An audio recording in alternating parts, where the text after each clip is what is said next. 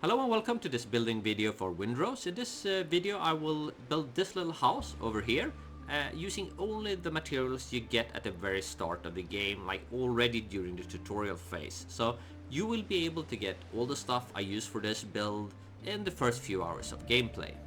I will also be sharing a lot of really useful building tips and tricks along the way. The building system in Windrose is a lot like Valheim. And that's not a bad thing, because Valheim got a great building system. They also added a few quality of life features along the way.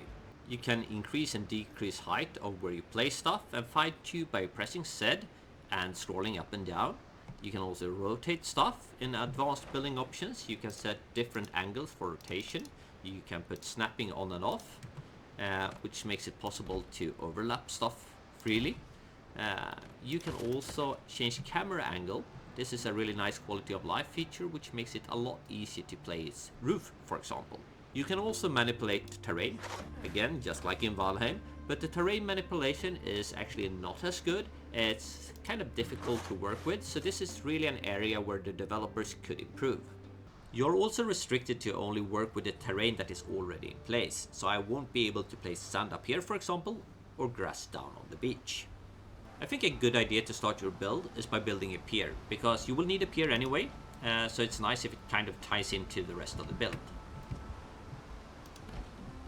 I think the fact that you can rotate stuff really adds something, so adding some angles to the pier kind of elevates the build. I think it's possible to make buildings look a lot more interesting using the fact that you can play with both rotations as well as elevations.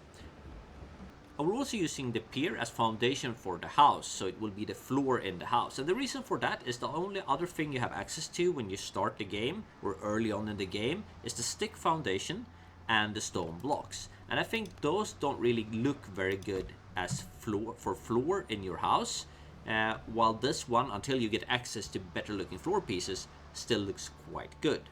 Very early in the game you get access to a fast travel bell. It works kind of like a portal. And that one integrates very well into a pier. So place it like this and it kind of feels like it's part of the rest of the build.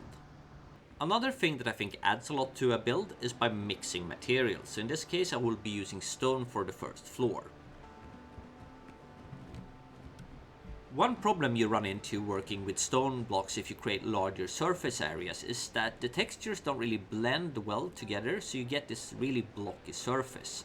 And if you add this with the stone wall, these ones don't match in position, so it kind of sticks out from the rest of the wall. One way to solve that is to free place walls like this. If you aim at the surface area on top here, they will sink down like a block height into the blocks below.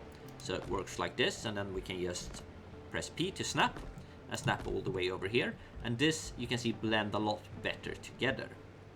Depending on how much you care about those types of details, you can work the stone all the way to the beach below to make it look like it's actually a stone building with wooden floorboards rather than a stone building resting on top of a wooden pier. Working with a mix of the stone blocks and stone walls, you can get a rather nice stone structure. You can still kind of see hints of stone blocks here or blockiness, but far from as much as if you would only use the stone blocks. By the way, sorry for recording this build video with really bad weather instead of sunshine. I have been cursed with really bad weather now, and I don't really have time to kind of wait it out until I get better weather. I tried to sleep a few nights, but it's still raining, so it is what it is. The few windows you get at the start, I think it's these three, are in my opinion not that good looking, and they really don't fit with the stone structure. By the way, you can unlock a lot more window types than what I got here, but these are the few I have unlocked so far. If we place it here, it really looks out of place. What we can do instead is just make our own window. At the start we only get the horizontal stick beams and the stick pillars. Later on we unlock a lot more beams, probably more than these, I have no idea. Anyway, grab these ones, and if we want to be hasty we can just do like this. And then grab the horizontal ones. And this still looks quite decent. What I like to do is be a bit more precise and use free placement to get them kind of in the middle of the window. Then you can get something that looks like this from the outside. If you want to accentuate the beams down here below, you can always just free place another beam on top of the first one. So something like this, to get it to look a bit thicker.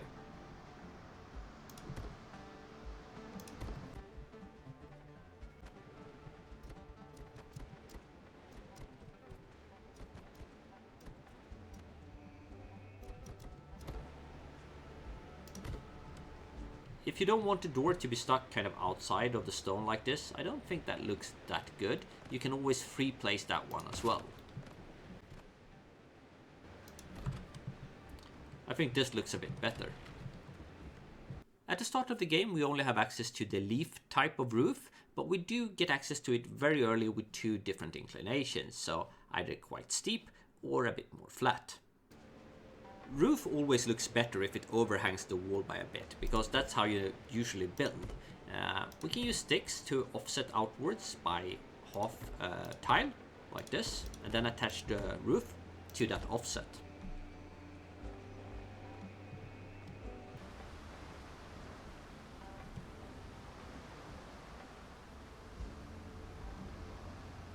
For the inner roof, we don't have much choice but have to go with a floor made of sticks, because the plank one is unlocked later in the game, and using the Pier 1 for the inner roof will not look good because we will have these big beams going down all over the place.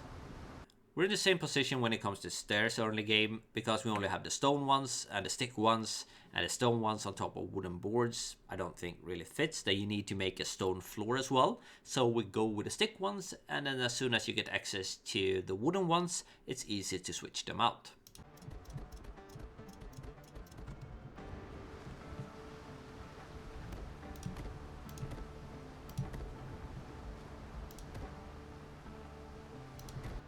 I always think it's good to have the second floor stick out a bit when it comes to medieval inspired houses, and I mean the pirate era was late medieval times, or kind of fantasy inspired houses.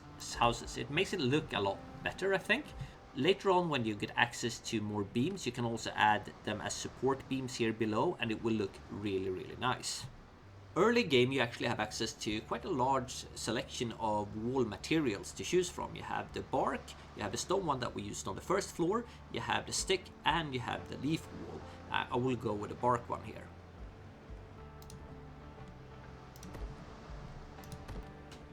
I think this place will be a really nice spot for a little rooftop balcony overlooking the harbor and the ocean. One little trick here. Early game, you don't have access to any fences, so you can't use these ones if you want to create a little fence. But again, the pillars and horizontal beams are the winners here, because you can just create your own improvised one.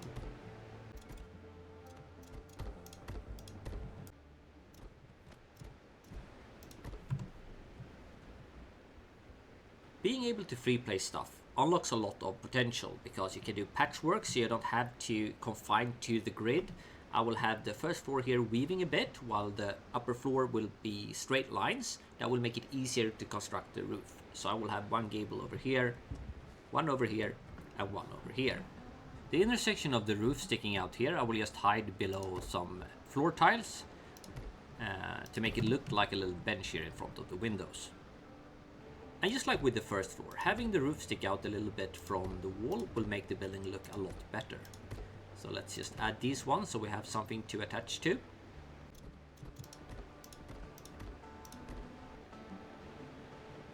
Time to add the roof.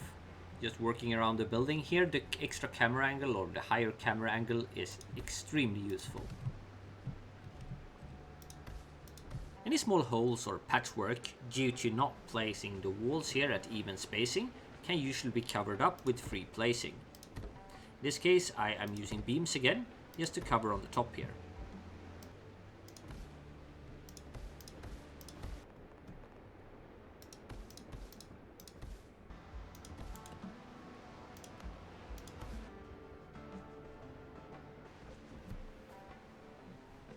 It is time to elevate the walls up towards the roof and also put the gables in place. There is this thing where you can kind of drag and hold to place several cubes at once. It can be good sometimes, like in this case, and save some time.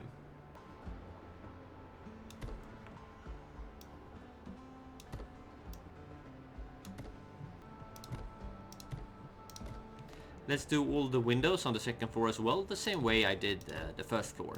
Except now we don't really need to fit something in the middle, so it's easy to snap everything. I have also changed all the windows on the second floor to be kind of standard size or same sized, and that's maybe a bit boring, but the reason is that I want to be using the canopies that comes with the game. So if we go into build mode under decoration, you don't have all of these at start, but you do have this one, and I think it looks rather good. Obviously you won't be able to place this one on a narrow window without it looking bad, so you have to go with the kind of standard tile set for the window. And I will be placing them all around the building on the outside as well. If you don't want them to end up this high, you can always use free placing by having snapping off and put them a bit further down. So I think like this is probably better. And the last one's over here at the front. Up here on the second floor, it's very spacious with its roof height, so it's possible to do some kind of attic up here as well for a third floor. I haven't really decided on that yet. I think it's time to add some lights and decoration just to get a feel for the build.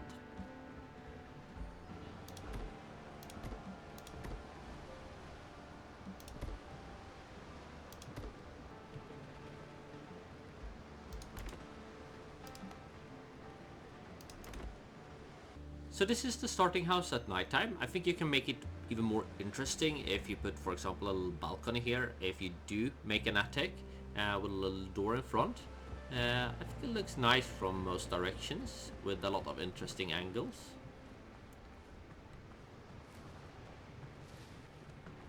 And this is during daytime. Keep an eye out for more building videos from me for Windrose. I will make other build guides using more advanced materials and building blocks as well, not restricting myself like I did in this video to only using the starter ones. Well, that was it. Cheers!